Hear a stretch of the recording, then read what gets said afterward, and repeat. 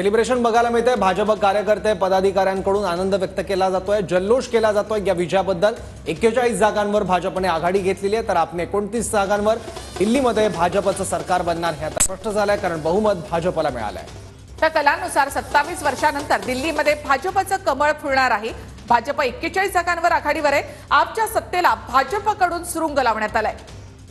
3 term पासून आपचं सरकार दिल्लीमध्ये होतं, त्यामुळे भाजपने मोठी लढत तिथे केली। आरोपांच्या पिंजऱ्यात एक प्रकारे केजरीवाल यांना कैद करण्याचा प्रयत्न देखील भाजपकडून करण्यात आलेला होता।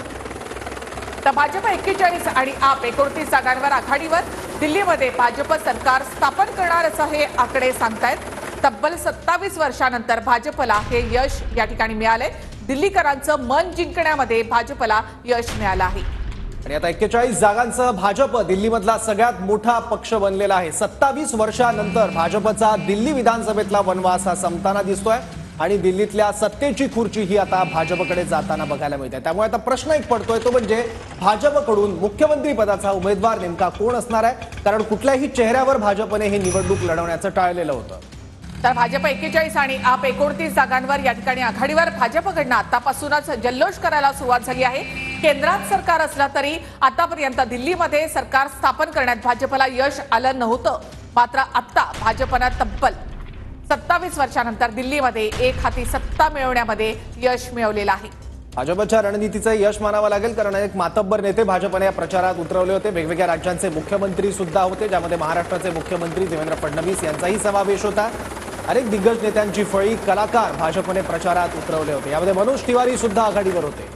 तर खोटी आश्वासनं, प्रदूषित यमुना, दारूची दुकानं, खराब रस्ते, अस्वच्छ पाणी हे मुद्दे घेऊन भाजप निवडणुकीच्या रिंगणामध्ये उतरली होती। अमित शहा स्वतः निवडणुकीच्या रिंगणात उतरले होते आणि त्यांनी अरविंद केजरीवाल यांच्यावर जोरदार हल्लाबोल देखील केलेला होता। संपूर्ण मंत्रिमंडळ दिल्लीच्या प्रचारामध्ये भाजपनं उतरवलेलं होतं।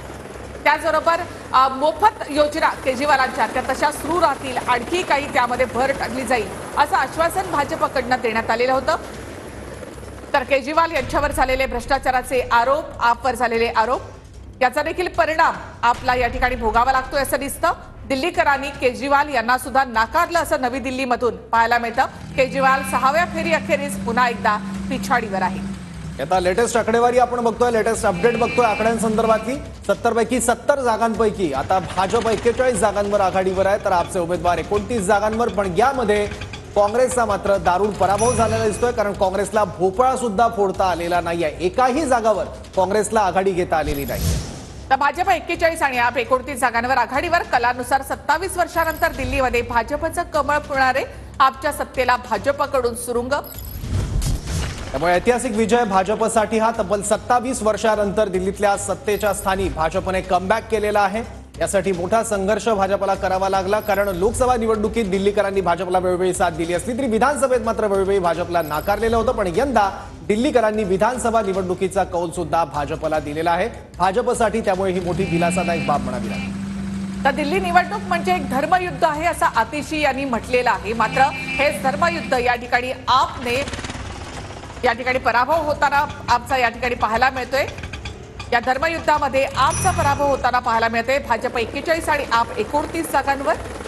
27 वर्षांनंतर भाजपचा कमळ दिल्लीमध्ये फुललंय। दिल्लीकरांची मनं जिंकण्यात भाजपला यश आलेलं आहे। डबल इंजिन सरकारचा प्रचार दिल्लीमध्ये करण्यात आलेला होता। पहिल्यांदाच दिल्लीकरांनी त्याला साथ दिलेली पाहायला मिळते।